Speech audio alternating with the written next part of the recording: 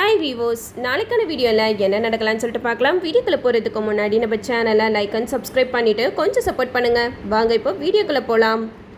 ககனுக்கு பூமி போட்ட கண்டிஷன், அந்த கண்டிஷனால் நம்ம ககன் ரொம்பவே மனசுடைஞ்சு போயிடுறாரு. இனிமேட்டும் இந்த கல்யாணம் நடக்குமா? வாங்க இந்த வீடியோக்குள்ளே விரிவாக பார்க்கலாம். நம்ம பூமி அம்மாவோட ஆசையை நிறைவேற்றணும், டான்ஸ் காம்படிஷனுக்கு போகலாமா வேணாமா அப்படின்னு சொல்லிட்டு ரொம்பவே குழப்பத்தில் இருந்தாங்க. அந்த நேரத்தில் தான் நம்ம கேபி டிவோர்ஸ் பேப்பரில் சைன் போட்டால் தான் நம்ம பூமிக்கு தெரிய வருது.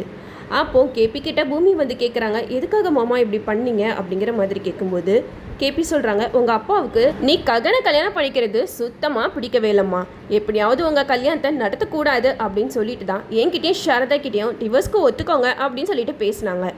நாங்கள் டிவோர்ஸ்க்கு ஒத்துக்கலைன்னா நீங்கள் என்ன பண்ணுவீங்க அப்படிங்கிற மாதிரி கேட்கும்போது இந்த கல்யாணமே நடக்காது அப்படிங்கிற மாதிரி சொல்லிட்டாங்க. உடனே சாரதா என் பையனோட வாழ்க்கை தான் முக்கியம் அப்படின்னு சொல்லிட்டு அவரும் டைவர்ஸ்க்கு ஒத்துக்கிட்டா. ஆனால் இந்த நேரத்தில் இந்த கல்யாணம் நடக்கணும்னா நானும் டைவர்ஸ் நோட்டீஸில் சைன் போட்டால் தான் இந்த கல்யாணம் நடக்கும் அப்படிங்கிற மாதிரி பயன்படுத்துகிறாங்க. எனக்கு வேற வழி தெரியல பூமி அப்படிங்கிற மாதிரி சொல்லும்போது நம்ம பூமி ரொம்பவே மனசுடைஞ்சு போயிடுறாங்க. இந்த கல்யாணம் நடந்தால் தானே மாமா நீங்களும் அத்தையும் பிரிவீங்க, அப்போனா இந்த கல்யாணத்துக்கு நானே ஒரு வழி பண்ணுறேன் அப்படின்னு சொல்லிட்டு நம்ம பூமி சலங்கையெல்லாம் மாட்டிட்டு டான்ஸ் காம்படிஷனுக்கு போயிடுறாங்க.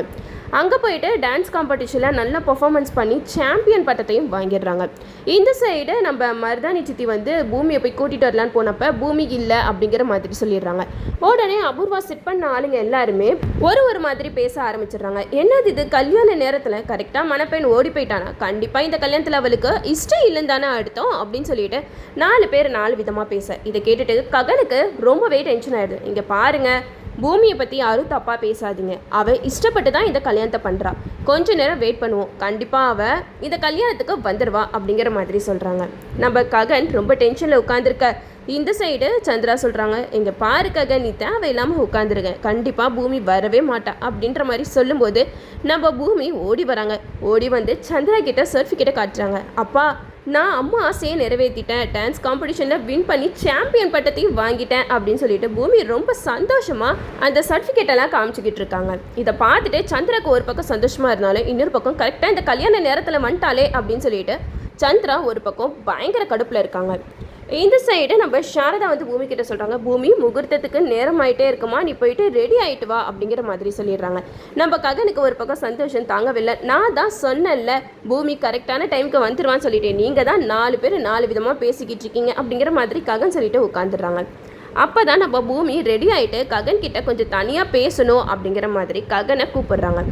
அப்போது ககன் பூமி கிட்ட சொல்கிறாங்க, என்ன பூமி இப்போ எதுக்காக தனியாக பேசணும்னு கூப்பிட்ட, கல்யாணம் முடிஞ்சதுக்கப்புறம் பேசலாம்ல அப்படிங்கிற மாதிரி சொல்லும்போது பூமி சொல்கிறாங்க, இல்லை உங்ககிட்ட நான் ஒரு கண்டிஷன் போடணும், அதுக்காக தான் வர சொன்னேன் அப்படிங்கிற மாதிரி சொல்ல இதை கிட்ட ககனுக்கு ஒன்றுமே புரியல. அப்படி என்ன பூமி நீ கண்டிஷன் போட போகிற அப்படிங்கிற மாதிரி கேட்கும்போது பூமி சொல்கிறாங்க, ககன் நான் சொல்கிறத கோவப்படாமல் கேளுங்க, நான் கல்யாணம் முடிச்சதுக்கப்புறம் உங்கள் வீட்டுக்கு வரமாட்டேன், இங்கே தான் நம்ம இருக்க போகிறோம் அப்படிங்கிற மாதிரி சொல்ல இதை கேட்ட ககனுக்கு பயங்கர ஷாக்கு. என்ன பூமி உளறிட்டு இருக்க, கல்யாணம் ஆனால் பொண்ணு எப்போவுமே பையன் வீட்டுக்கு தான் வரணும், நீ என்னன்னா புதுசாக பேசிக்கிட்டு இருக்க அப்படிங்கிற மாதிரி கேட்க அதுக்கு பூமி சொல்கிறாங்க, இல்லை ககன் இங்கே தானே மாமா இருக்காங்க, கேபி மாமா, அப்போது நீ சாரதாத்தை எல்லாருமே இங்கே இருந்தால் தான் நல்லாயிருக்கும் அப்படிங்கிற மாதிரி சொல்ல இதை கேட்ட ககனுக்கு கண்ணில் கண்ணீர் வருது. பூமி நீ இப்படி ஒரு கண்டிஷனை போடுவேன்னு நான் கொஞ்சம் கூட எதிர்பார்க்கல, இப்படி ஒரு கண்டிஷனை போடுவேன்னா நீ கல்யாணத்துக்கு முன்னாடியே என்கிட்ட சொல்லியிருக்க வேண்டியதானே அப்படிங்கிற மாதிரி ககன் கேட்க இதை கேட்ட பூமி சொல்கிறாங்க, இங்கே பாருங்கள், நான் கல்யாணத்துக்கு முன்னாடி தான் சொல்கிறேன், நான் கல்யாணம் ஆனதுக்கு இப்போ சொல்லியிருந்தா நீங்கள் கண்டிப்பாக இதுக்கு நீங்கள் ஒத்துருந்துருக்கவே மாட்டீங்க அப்படிங்கிற மாதிரி சொல்லும்போது ககன் பூமி கிட்ட கேட்குறாங்க, இதுதான் உன்னோட முடிவா அப்படிங்கிற மாதிரி கேட்க அதுக்கு பூமி சொல்கிறாங்க, ஆமாம் ககன், இதுதான் என்னோட முடிவு, இதுக்கு நீங்கள் ஓகே சொல்லிட்டீங்கன்னா நீங்கள் என் கழுத்தில் தாலி கட்டலாம் அப்படிங்கிற மாதிரி சொல்லிடுறாங்க. ககன் கொஞ்சம் நேரம் அப்படியே யோசிச்சுட்டு இருக்காங்க. கீழே எல்லோரும் வெயிட் பண்ணிக்கிட்டு இருக்காங்க, வா பூமி அப்படின்னு சொல்லிட்டு பூமியை கீழே கூட்டிகிட்டு போகிறாங்க. கீழே கூட்டிகிட்டு போயிட்டு எல்லோரும் எல்லாம் ஏற்பாடு பண்ணிக்கிட்டு இருக்காங்க. ஐயரும் மந்திரனா சொல்கிறாங்க.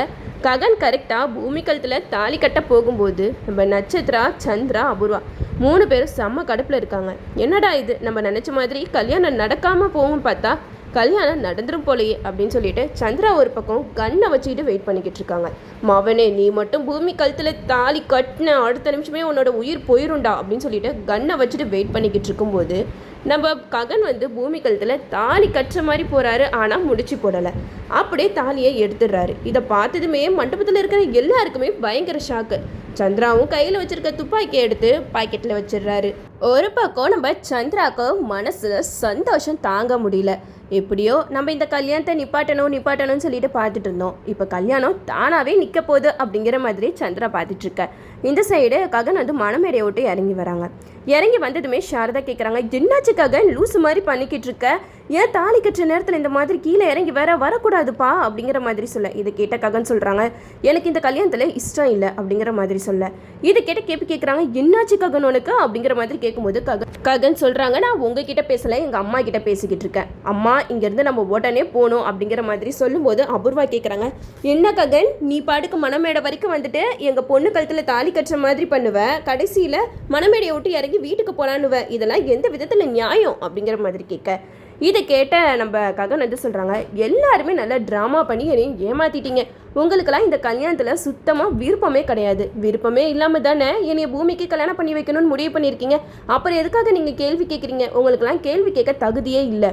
எப்படி நான் கல்யாணம் பண்ணிக்கிட்டு எங்கள் வீட்டுக்கு போகக்கூடாதான், இந்த வீட்லேயே இருக்கணுமா? அதுக்கு யார் ஒத்துப்பா? பூமி போட்ட கண்டிஷனுக்கெலாம் நான் ஒத்துக்கவே மாட்டேன். ஆனால் எனக்கு ஒரு விஷயம் மட்டும் நல்லா புரியுது, இந்த கல்யாணம் நிற்கணும்னு சொல்லிட்டு தான் யாரோ பூமிக்கிட்ட இப்படியெல்லாம் சொல்லியிருக்கீங்க அப்படிங்கிற மாதிரி ககன் வந்து ரொம்ப எமோஷ்னலாக பேசிக்கிட்டு இருக்காங்க. அப்படிப்பட்ட கல்யாணமே எனக்கு தேவையில்லை, எனக்கு எங்கள் அம்மாவோட கௌரவம் தான் முக்கியம் அப்படின்னு சொல்லிட்டு சாரதா கிட்ட சொல்லிக்கிட்டு இருக்காங்க.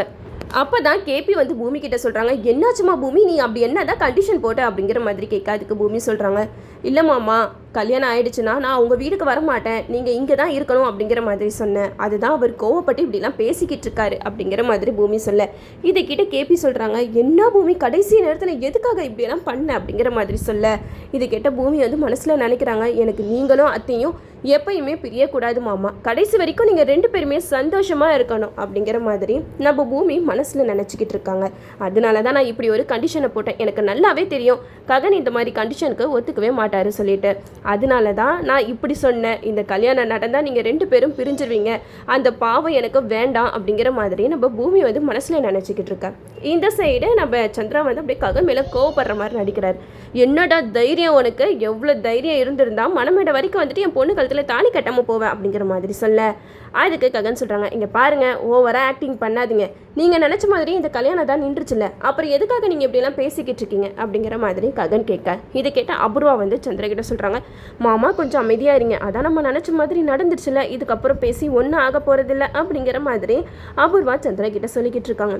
இந்த சைடு நம்ம ககன் வந்து மண்டபத்துலேருந்து சாரதாவை கையோட கூட்டிகிட்டு போயிடுறாங்க. நம்ம பூமி ககன் சாரதா போகிறத பார்த்து பயங்கரமாக அழுகுறாங்க.